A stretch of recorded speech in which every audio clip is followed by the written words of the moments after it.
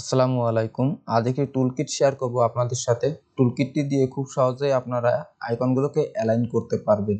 এছাড়া অ্যালাইন করার পাশাপাশি আপনারা র‍্যান্ডম কালার ব্যবহার করতে পারবেন। এছাড়া আপনাদের বোঝার সুবিধার্থে আমি ২টা স্ট্রোক শেপ নিয়েছি। উপরে একটি স্ট্রোক শেপ নিয়েছি এবং নিচে একটি স্ট্রোক শেপ নিয়েছি।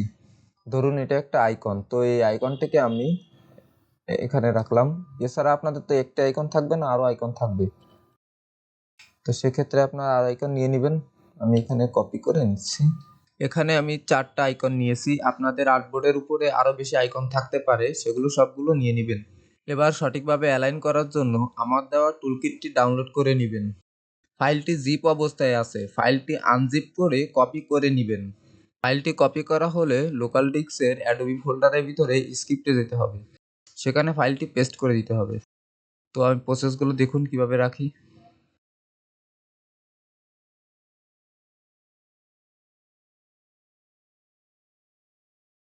তো এই ফোল্ডারে আসার পর ফাইলটি এখানে পেস্ট করে দিবেন।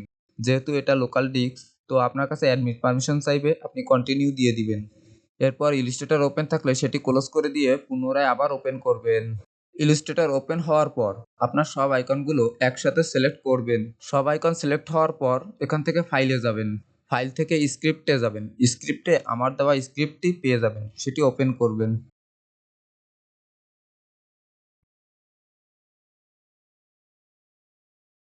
এটাই সরিয়ে নিয়ে আসলাম। দেখুন টুলকিটটা ওপেন হয়েছে। এখন আমার আইকন যেহেতু সব সিলেক্ট করাই আছে,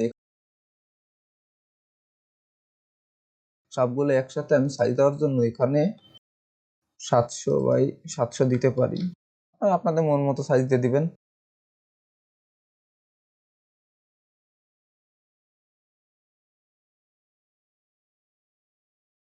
এরপর সঠিকভাবে অ্যালাইন করার জন্য এখানে পারফেক্ট পজিশন নামে একটি বাটন আছে। আপনি এটি ক্লিক করবেন। দেখুন সাথে সাথে আইকনগুলো অ্যালাইন হয়ে গিয়েছে। এছাড়া আপনি চাইলে এখানে র‍্যান্ডম ফিল কালার দিয়ে দিতে পারবেন বা র‍্যান্ডম স্ট্রোক দিতে পারবেন। দেখুন র‍্যান্ডম ফিল কালার আমি ক্লিক করলাম এবং সাথে সাথে কালারগুলো পরিবর্তন হয়ে গেল।